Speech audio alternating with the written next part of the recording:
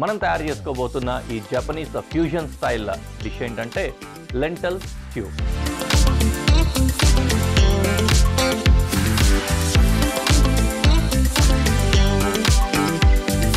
Sciver తయారు చేసుకోబోతున్నాము. స్కీవరు అది కూడా జపనీస్ స్టైల్లో.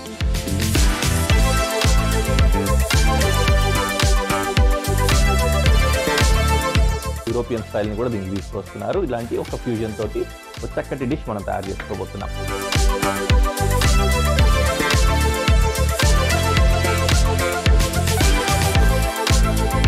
ఒక చక్కటి సూప్.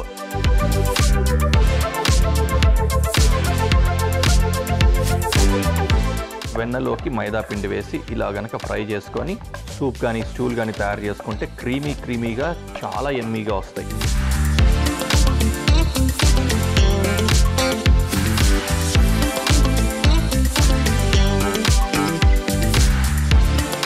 జాపనీస్ స్టైల్లో తయారు చేసే నూడిల్స్ని ఇటాలియన్ స్టైల్లో తయారు చేసే పాస్తా లాగా తయారు చేసే ఈ స్టైల్ అన్నమాట.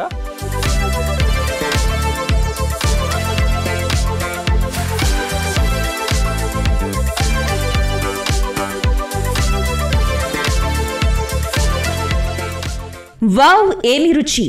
గురువారం నుండి శనివారం వరకు మధ్యాహ్నం 12:30 తిరిగి సాయంత్రం 6:30 చూస్తూ ఉండండి మీ ఈటీవీ అభిరుచి ఛానల్లో.